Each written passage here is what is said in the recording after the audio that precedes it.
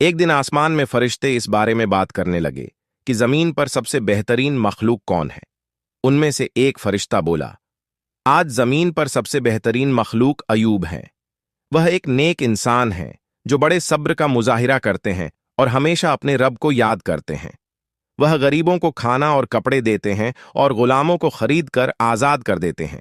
वह हर हाल में अल्लाह का शुक्र अदा करते हैं।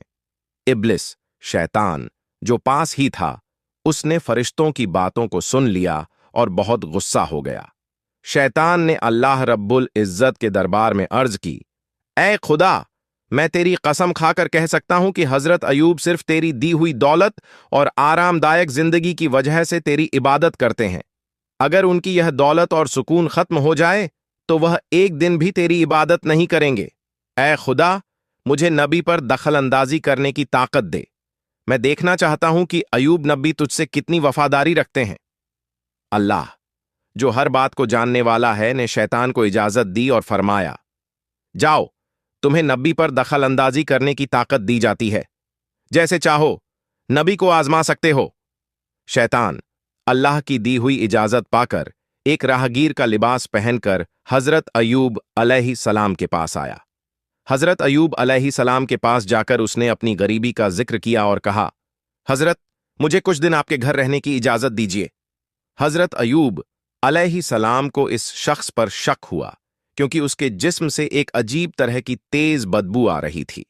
तब हजरत अयूब अलैहि सलाम ने उसकी दरख्वास्त ठुकरा दी और कहा, मैं तुम्हें कुछ पैसे दे रहा हूं, तुम कहीं और जाकर रहने का इंतजाम करो। शैतान हजरत अयूब अलैहि सलाम के इस सुलूक से बहुत नाराज हुआ और मायूस होकर वापस चला गया।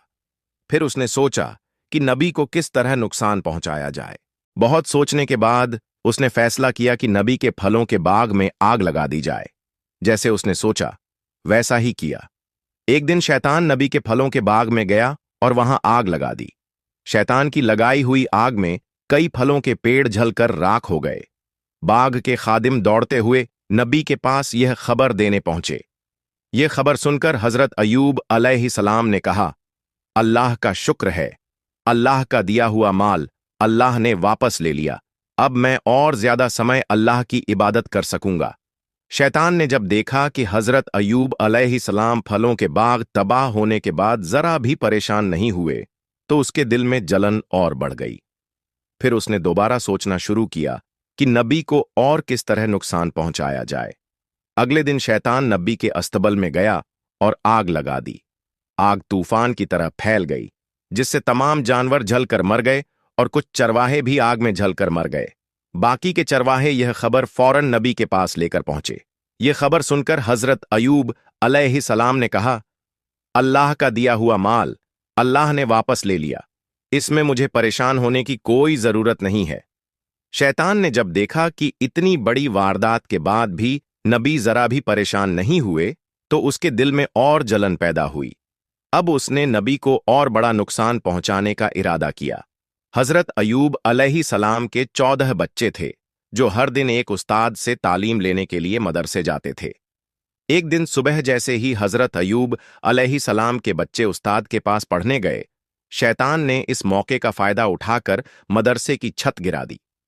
छत गिरने से हजरत अयूब अलैहि सलाम के बच्चे मलबे के नीचे दबकर मर गए। मदरसे के उस्ताद डरते डरते हजरत अयूब अलैहि सलाम के पास आए और कहा, ऐ अल्लाह के नबी, मैं किसी काम से बाहर गया था। इसी दौरान इमारत की छत गिर गई और आपके 14 बच्चे उसमें दबकर मर गए। यह सुनकर हजरत अयूब अलैहि सलाम ने कहा, अल्लाहु अकबर, अल्लाह का दिया हुआ माल अल्लाह ने वापस ले लिया, इसमें मुझे परेशान होने की कोई जरूरत नहीं है। शैतान ने जब देखा कि बच्चों की मौत के बाद भी हजरत अयूब अलैहिस्सलाम के ईमान और अल्लाह पर यकीन में कोई कमी नहीं आई तो वह जलकर राख हो गया। अब वह और बड़ी तकलीफ पहुंचाने का सोचने लगा। सिर्फ एक हफ्ते में हजरत अयूब अलैहिस्सलाम की सारी आरामदायक जिंदगी, औलाद और दौलत खत्म हो गई। जैसे जैसे मौका मिला, दोस्त और रिश्तेदार सभी लोग उन्हें छोड़कर चले गए। सिर्फ उनकी बीवी हजरत रहमत उनके साथ रहीं।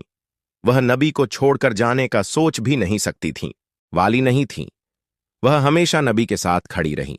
मुल्क के लोग नबी की नबूवत के दावे का मजाक उड़ाने और ताने देने लगे।